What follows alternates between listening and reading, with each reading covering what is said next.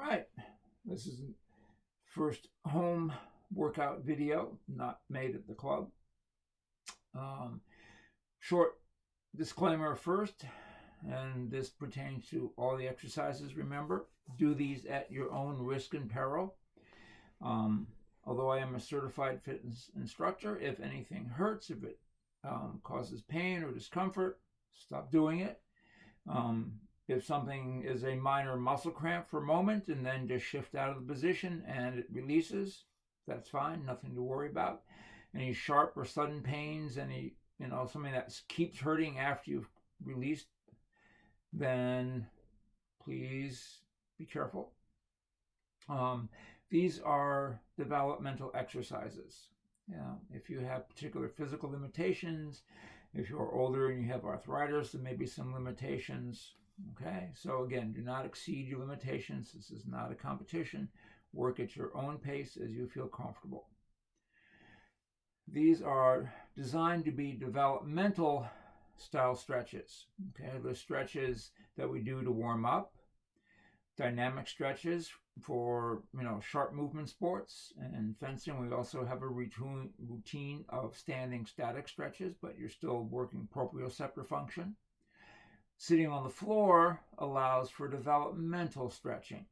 The general pattern for developmental stretching, which you should do after training or on days off when you're not doing other high intensity activity, is to hold the stretch for 10-20 seconds, to inhale while holding the stretch position. You'll feel like you're tightening up a little bit. Then to exhale, and you should be able to reach a little bit deeper into the stretch. Hold it again. Inhale while holding the stretch. Exhale, and you should be again going a little bit deeper. This is using the principle of proprioceptor reflex response. Proprioceptor neuromuscular facilitation. PNF for short. Okay. Right, as you notice during this whole discussion, I've been using my hands so I'm not slouching. I'm sitting tall.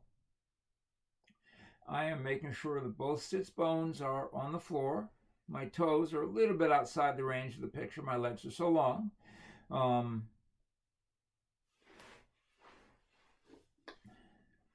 But I'm not turning them in. I'm not letting them flop out. Again, I'm still sitting dynamically, okay, on my sits bones. My toes might turn slightly up as in whatever your natural turnout is. Keeping your left hand behind you, supporting you, reach your right arm and reach across just as far as you can go. Inhale, exhale, and reach a little bit deeper. And again, inhale, exhale. You see, each time I'm able to reach a little bit deeper. Then I hold the position for a moment.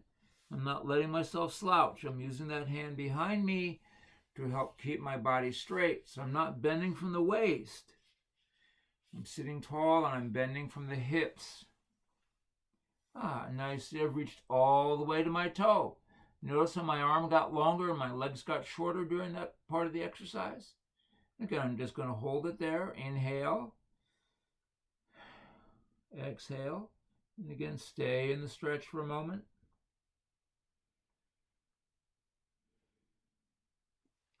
And come up to center. And reach for the other side. It's the same process.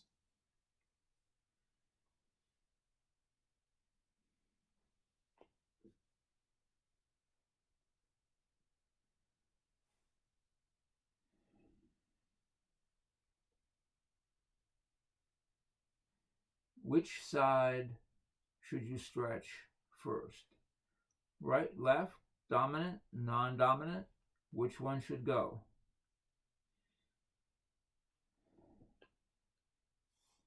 For most people, you will find you're a little more flexible on your dominant side, particularly for a fencer. The lunge helps stretch out the front leg a little bit more.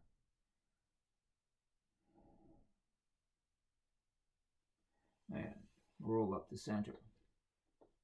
If you find you are particularly imbalanced in your flexibility, it's more important then to work on developing balance in your flexibility than absolute range of motion on either side.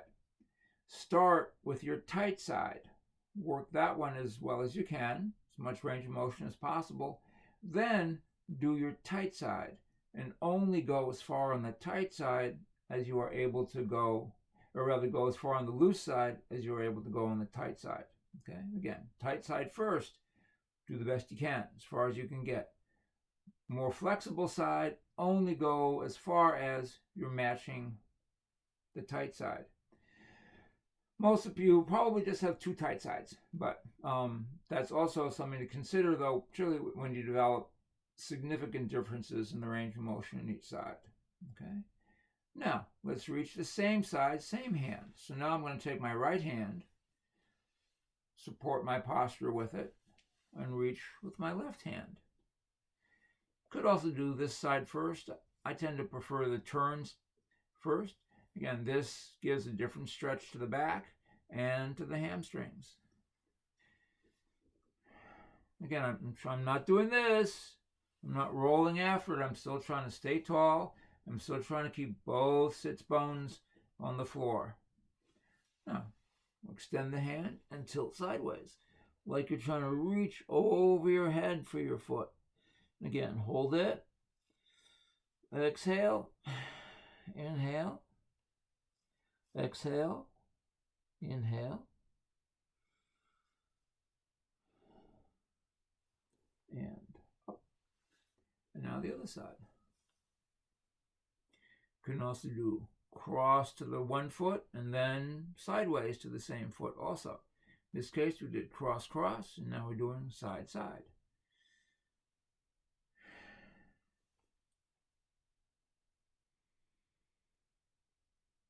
And this is why when you're focusing on stretching, you don't talk, because you have to be thinking about your breathing. And reach and tilt. Again, little bit different function and stretch for your hamstrings. Fencing, we put a lot of stress on our hamstrings. And up. And bring your feet together. Standard classic butterfly stretch.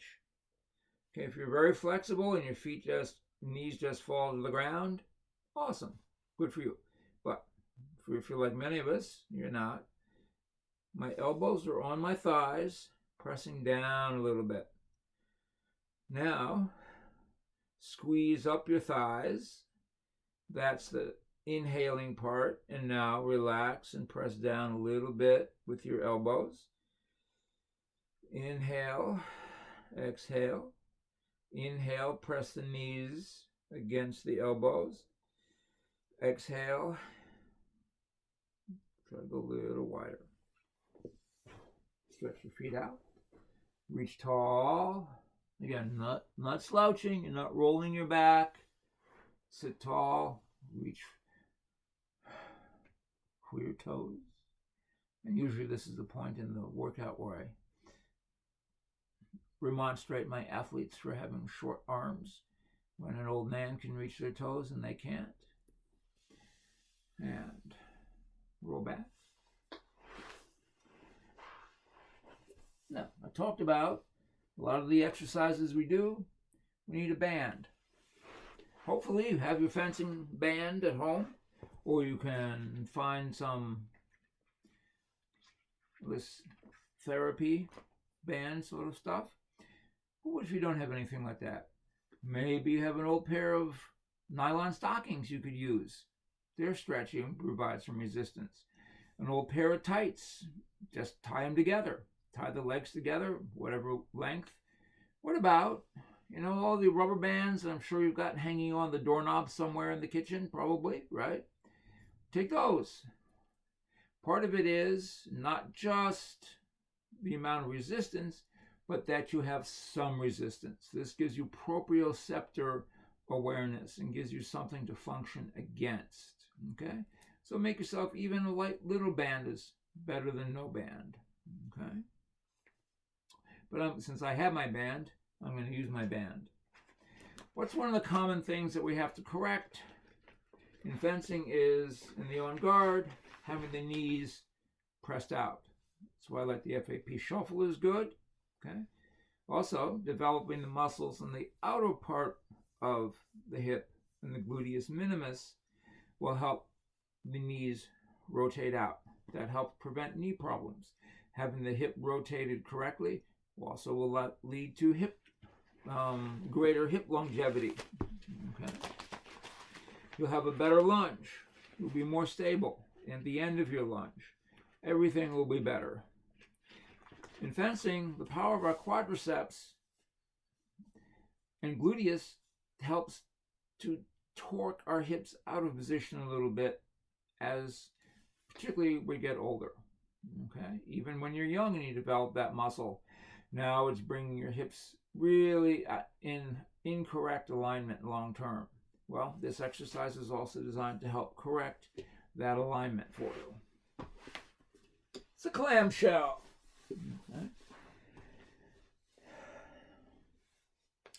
Way back in the days of aerobic dance classes, Jane Fonda did exercises like this to reduce the fat here. Well, you can't do spot reduction of body fat. That's a well-debunked myth. But we are developing those muscles. Lie on your side. Make sure you have your shoulder pinned to the ground, your hips perpendicular, okay? So you're not rolling the body for this. You don't roll the hips. You want the torso to stay stable. You have to squeeze through your core, lift, and let it down slow. You notice my heels. I'm not keeping my feet together. I'm pivoting open from my heel. So what you can see why it's called a clamshell. And down. Lift, hold it open for a second. Let it down slow enough that you're not flopping at the end. It's under control. Keep a little bit of tension at this point. It's almost relaxed. Then open. Hold it for a moment and let it down. Your counting pattern is 1, 2, 1 count to hold, 1, 2, 3, 4. You're completely loose. Think about your breathing as you do this. Exhale as you open. Inhale as you close. Exhale. Inhale, open or close. Exhale. Inhale. Exhale. Inhale. This is the basic breathing pattern for all of your lifting. Exhale during the exertion. Inhale during the lowering phase. Same thing with your fencing. Exhale when you lunge. Inhale as you recover. And just roll over to the other side. You want to be at about a 90-degree angle, roughly, not exact, between the hips and the quadriceps, the hips and your thighs, about a 90-degree angle at your knees. Again, make sure you're staying with your hip perpendicular and your shoulders perpendicular. Okay. Open, hold. Yeah. Open, hold. And I know by now you're already thinking about your breathing without having to be reminded. Now, don't start sagging. As you get a little bit tired, your core is going to want to relax. Keep your core strong and engaged. Even during the lowering phase, make sure your core stays strong.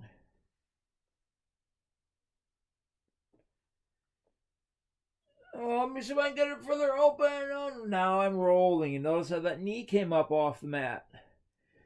As the one knee is opening, think about pressing down at the same time onto the floor with the knees. So both sides of the hips are engaged. One's engaged isometrically, which is also a good way to build strength. And the other is dynamic because it's moving. Now, roll onto your back. Roll up a moment. Grab your knees. And pull them in. Just bending. Okay. These workouts are an accumulation of a lifetime of workouts. Some of them are Pilates. Some of the stuff we do is yoga. Some of the stuff we do is physical therapy that I've gotten either for myself or for my athletes when they've gotten an injury. And then it's been, okay, well, let's include this into the workout. Okay. Roll back. Put your feet flat. Put your hands out. They don't have to be really wide, but you want them out there. They're going to be helping to support you. Okay. Press your knees apart, even if you just have the rubber band on. Little bit pushing, giving you something to push against, helps engage the core. The core is the whole part of the body. The job of the core, we've now discovered, isn't to do sit-ups. The job of the core is to keep us from moving that core, and everything else then can operate effectively around it. Okay? Your feet can be fairly close under you. Press your hips up. Okay? Some people like to keep their feet flat. Some people like to lift the toes, so you really get to press the heel. You get excellent hip extension here. Okay? It's just your standard normal bridge. Of course, adding the band to it helps the workload.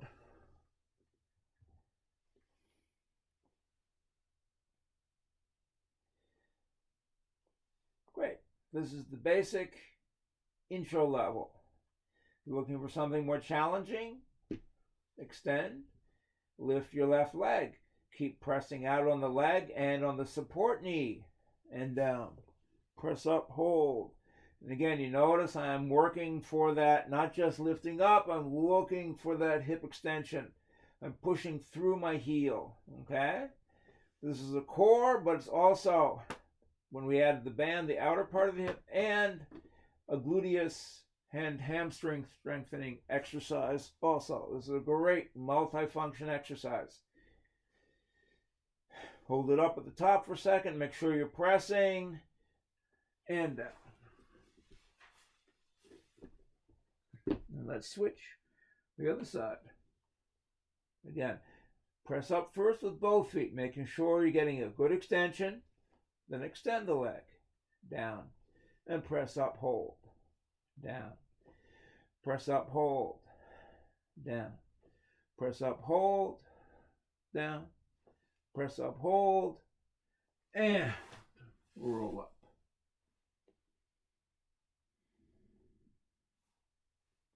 Yep, it's important you're not resting on your feet. Pulling in, you're using your arms to draw your feet towards you. Again, you're balancing on your sits bones. I'm not rounding my back. I'm making sure I'm coming up tall. This actually is then the best way to relax those core muscles for a moment. Okay? Just practice balancing. That in itself is a little bit of a workout too. And as we get to warmed up, then start to take stuff off. I won't go any further. And roll back. And imagine that you are putting your feet on top of a table. That's what's called the tabletop. Extend the arms a little bit. Shoulder blades are rolled up. Okay? You're pressing your belly button onto the floor and pat water. If you've done any Pilates, this is a really basic Pilates exercise. Again, we add a lot more dynamic function by having our band. Again, even the light band, you could either have the feet together and both of them pressing out, kind of a double clamshell, or feet apart and just using these muscles, holding the knees apart a little bit. If you want some more challenging and really strong, extend them. Bring them in. extend. Scissors together, open a little bit, together. Open a little bit, together. One leg down. Keep that back pressed on the ground. Hold it. If you couldn't do it with the legs extended in the scissors, that's okay. You'll get there. Or try it without your band. Add the band, then for the next level of work. Roll back. For your upper core. It's not a sit-up. Think of it as a lever up. I'm trying to lift my whole body straight up towards the ceiling. Okay? What I'm really doing is I'm pressing my back onto the floor and trying to push up with it. Okay? There is research actually that suggests that amongst older athletes present, that at one time the emphasis and overemphasis on sit-ups and the curling motion of sit-ups actually puts a strain on the spine and causes premature deterioration. Again, it's not a big dynamic exercise. It's an small, short movement, an isometric exercise. Just holding the tension at the top and roll up. What would that be good for? Well, if you see somebody's going to punch you in your stomach and you can't block it or avoid it, quickly tighten your muscles. Roll back. Again, both feet flat on the ground. This one's going to be easy after the other ones. Again, use your hands for a little support. Just extend your leg. Move it out to the side. Bring it back towards the same shoulder. Draw it across and forwards. Keep a little tension on the band. Out to the side. More tension. More tension as you go to your shoulder. Opposite shoulder. Bring it. And now you can't see my foot. I'm sorry. My foot is not pointed. My toe is flexed. Pointed, flexed. So I'm thinking about reaching through my heel. Extend through your heel. And then when you've done 5, reverse. Imagine yourself drawing a box in the air. The other knee is still pressing out, so you've got this dynamic tension going through your core. And switch. Extend the other leg. And you notice my thighs are parallel. I'm not down here. I'm not way up here. I'm not going in a circle. I'm going in a square. Now, if your band moves up, okay, no problem. Fix it. Go back to work. Open. Same shoulder, opposite shoulder, parallel. Open. Same, opposite, parallel, open. Doesn't really matter whether you start by opening or closing. Again, start easy. 5 in each direction is fine. As your conditioning improves, keep building up the number of repetitions, not rushing through it. And roll up. Remember, in all these kinds of exercises, technique is important. Just like in strength training. Correct technique, moving correctly, makes you stronger. How much weight you can lift, that doesn't matter. Same thing in this. If you really want to get the benefits, you got to really focus on holding the movements. They're pretty slow. They're deliberate. They're strengthening, stabilizing exercises. And that's the basic set of those. You can just use it as part of your floor core workout. You could go through it several times. You could do more repetitions of each of the sets. You could do more sets before going on the next part, lots of opportunities for variety, but that's the basic stuff for the band work. Let's roll back again for a moment. We're going to stretch once more, but now extend your right leg out to the side, 45-degree angle between the floor and your leg and your hip. Grab the knee and the ankle, palm up, palm down, and gently bring your leg back towards you. So you're stretching one leg, the hip in here, and still strengthening your core by holding this extension out here. And again, you notice my foot is flexed, not pointed. So you're thinking about extending out through your hip. And roll up. Roll over. And everyone's favorite, child pose.